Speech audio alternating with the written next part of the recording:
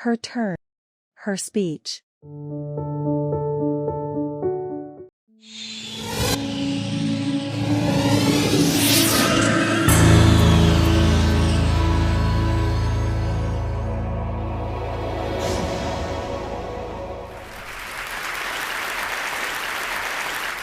One of my favorite parts about my job at the Gates Foundation is that I get to travel to the developing world, and I do that quite regularly.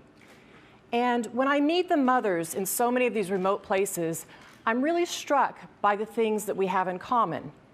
They want what we want for our children, and that is for their children to grow up successful, to be healthy, and have a successful life.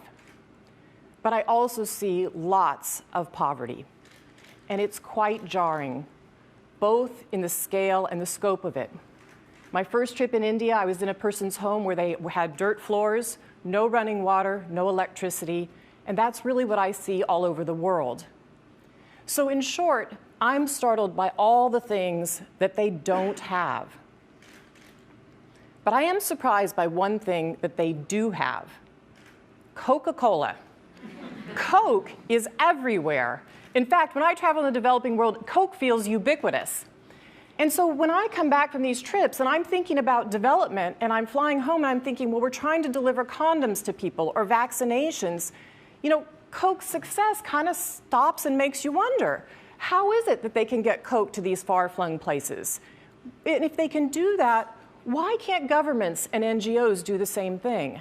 And I'm not the first person to ask this question, but I think as a community, we still have a lot to learn. It's staggering if you think about Coca-Cola.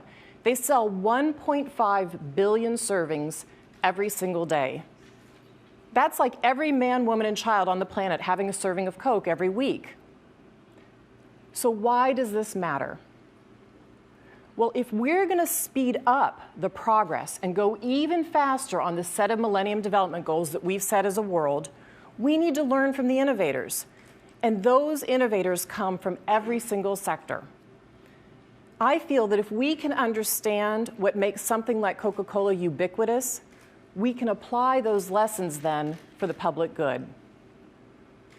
Coke's success is relevant because if we can analyze it, learn from it, then we can save lives. So that's why I took a bit of time to study Coke. And I think there are really three things we can take away from Coca-Cola. They take real-time data and immediately feed it back into the product. They tap into local entrepreneurial talent, and they do incredible marketing. So let's start with the data. Now, Coke has a very clear bottom line. They report to a set of shareholders. They have to turn a profit. So they take the data and they use it to measure progress. They have this very continuous feedback loop. They learn something, they put it back into the product, they put it back into the market. They have a whole team called Knowledge and Insight. It's a lot like other consumer companies. So if you're running Namibia for Coca-Cola and you have 107 constituencies, you know where every can versus bottle of Sprite, Fanta, or Coke was sold, whether it was a corner store, a supermarket, or a push cart. So if sales start to drop, then the person can identify the problem and address the issue. Well, let's contrast that for a minute to development. In development, the evaluation comes at the very end of the project. I've sat in a lot of those meetings. And by then, it is way too late to use the data. I had somebody from an NGO once describe it to me as bowling in the dark. They said, you know, you roll the ball, you hear some pins go down, it's dark, you can't see which one goes down until the lights come on, and then you can see your impact. Real-time data turns on the lights. So what's the second thing that Coke's good at? Well, they're good at tapping into that local entrepreneurial talent. Coke's been in Africa since 1928, but most of the time they couldn't reach the distant markets because they had a system that was a lot like in the developed world, which was a large truck rolling down a street. And in Africa, the remote places, it's hard to find a good road. But Coke noticed something. They noticed that local people were taking the product, buying it in bulk, and then reselling it in these hard-to-reach places. And so they took a bit of time to learn about that. And they decided in 1990 that they wanted to start training these local entrepreneurs, giving them small loans. They set them up as what they called micro-distribution centers. And those local entrepreneurs then hire salespeople who go out with bicycles and push carts and wheelbarrows to sell the product. So there are now some 3,000 of these centers employing about 15,000 people in Africa. In Tanzania and Uganda, they represent 90% of Coke sales. So let's look at the development side. What is it that governments and NGOs can learn from Coke? Well, governments and NGOs need to tap into that local entrepreneurial talent as well, because the locals know how to reach the very hard-to-serve places, their neighbors, and they know what motivates them to make change. I think a great example of this is Ethiopia's new health extension program. The government noticed in Ethiopia that many of the people were so far away from a health clinic, they were over a day's travel away to a health clinic. So if you're in an emergency situation or you're a mom about to deliver a baby, forget it to get to the healthcare center. They decided that wasn't good enough, so they went to India and studied the Indian state of Kerala that also had a system like this, and they adapted it for Ethiopia. And in 2003, the government of Ethiopia started this new system in their own country. They trained 35,000 health extension workers to deliver care directly to the people. So in just 5 years, their ratio went from 1 worker for every 30,000 people to 1 worker for every 2,500 people. Now think about how this can change people's lives.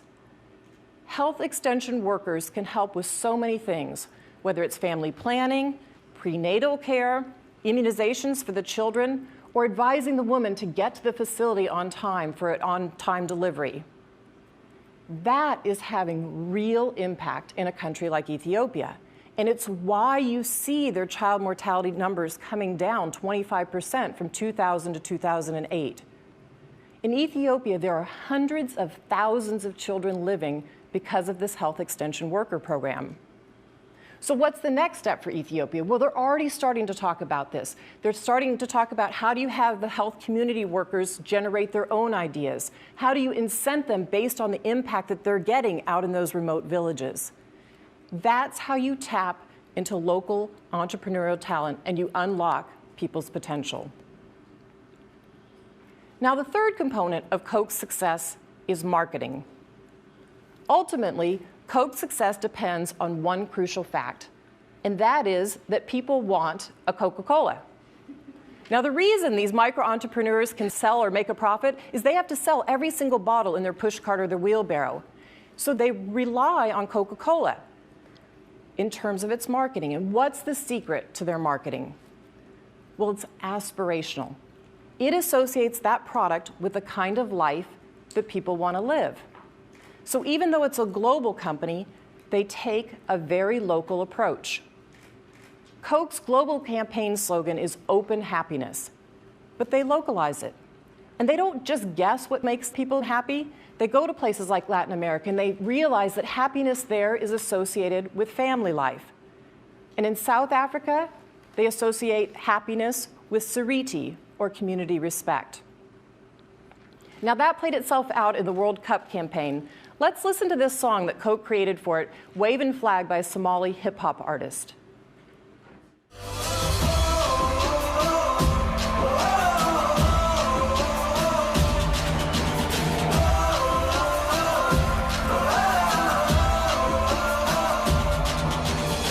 Give you freedom, give you fire, give you reason, take you higher. See the champion, take the field down. Unify us, make us feel proud. In the streets our heads are lifting as we lose our inhibition. Celebration, it surrounds us. Every nation, all around us. It feels pretty good, right? Well, they didn't stop there. They localized it into 18 different languages, and it went #1 on the pop chart in 17 countries. It reminds me of a song that I remember from my childhood, I'd Like to Teach the World to Sing, that also went #1 on the pop charts. Both songs have something in common, that same appeal of celebration and unity. So how does health and development market? Well, it's based on avoidance, not aspirations. I'm sure you've heard some of these messages. Use a condom, don't get AIDS. Wash your hands, you might not get diarrhea. It doesn't sound anything like wave and flag to me. And I think we make a fundamental mistake. We make an assumption that we think that if people need something, we don't have to make them want that. And I think that's a mistake. And there's some indications around the world that this is starting to change. One example is sanitation. We know that 1.5 million children die a year from diarrhea, and a lot of it is because of open defecation. But there's a solution. You build a toilet. But what we're finding around the world over and over again is if you build a toilet and you leave it there, it doesn't get used. People reuse it for a slab for their home. They sometimes store grain in it. I've even seen it used for a chicken coop. But what does marketing really entail that would make a sanitation solution get a result in diarrhea? Well, you work with the community. You start to talk to them about why open defecation is something that shouldn't be done in the village, and they agree to that. But then you take the toilet and you position it as a modern, trendy convenience. One state in northern India has gone so far as to link toilets to courtship. And it works. Look at these headlines.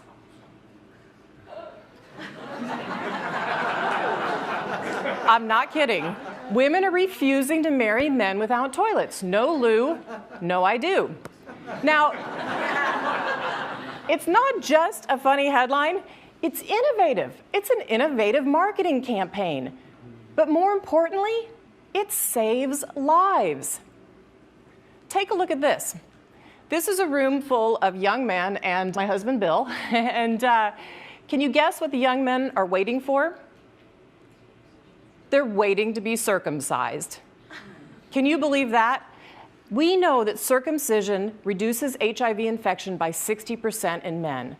And when we first heard this result inside the foundation, I have to admit, Bill and I were scratching our heads a little bit, and we were saying, but who's going to volunteer for this procedure? But it turns out the men do, because they're hearing from their girlfriends that they prefer it, and the men also believe it improves their sex life.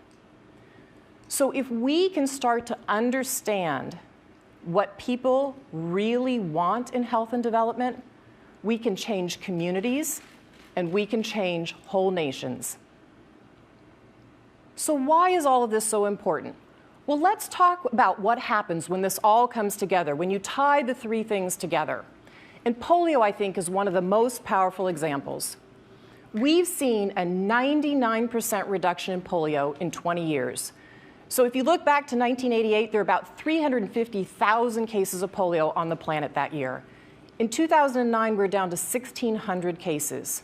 Well, how did that happen? Let's look at a country like India. They have over 1 billion people in this country.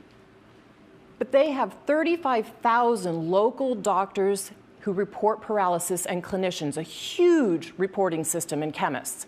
They have 2.5 million vaccinators. But let me make the story a little bit more concrete for you. Let me tell you the story of Sri Ram, an 18-month boy in Bihar, a northern state in India. This year, on August 8th, he felt paralysis. And on the 13th, his parents took him to the doctor. On August 14th and 15th, they took a stool sample, and by the 25th of August, it was confirmed he had type 1 polio. By August 30th, a genetic test was done, and we knew what strain of polio Sri Ram had. Now, it could have come from one of two places. It could have come from Nepal, just to the north across the border, or from Jharkhand, a state just to the south. Luckily, the genetic testing proved that, in fact, this strand came north, because had it come from the south, it would have had a much wider impact in terms of transmission. So many more people would have been affected. So what's the end game? Well, on September 4th, there was a huge mop-up campaign, which is what you do in polio. They went out, and where Sri Ram lives, they vaccinated 2 million people. So in less than a month, we went from one case of paralysis to a targeted vaccination program. And I'm happy to say only one other person in that area got polio. That's how you keep a huge outbreak from spreading. And it shows what can happen when local people have the data in their hands. They can save lives. Now, one of the challenges in polio still is marketing, but it might not be what you think. It's not the marketing on the ground. It's not telling the parents, if you see paralysis, take your child to the doctor or get your child vaccinated. We have a problem with marketing in the donor community. The G8 nations have been incredibly generous on polio over the last 20 years, but we're starting to have something called polio fatigue, and that is that the donor nations aren't wanting to fund polio any longer. So by next summer, we're slated to run out of money on polio. So we are 99% of the way there on this goal, and we're about to run short of money. And I think that if the marketing were more aspirational, if we could focus as a community on how far we've come and how amazing it would be to eradicate this disease, we could put polio fatigue and polio behind us. And if we could do that, we could stop vaccinating everybody worldwide in all of our countries for polio. And it would only be the second disease ever wiped off the face of the planet. And we are so close. And this victory is so possible. So if Coke's marketers came to me and asked me to define happiness, I'd say my vision of happiness is a mother holding a healthy baby in her arms.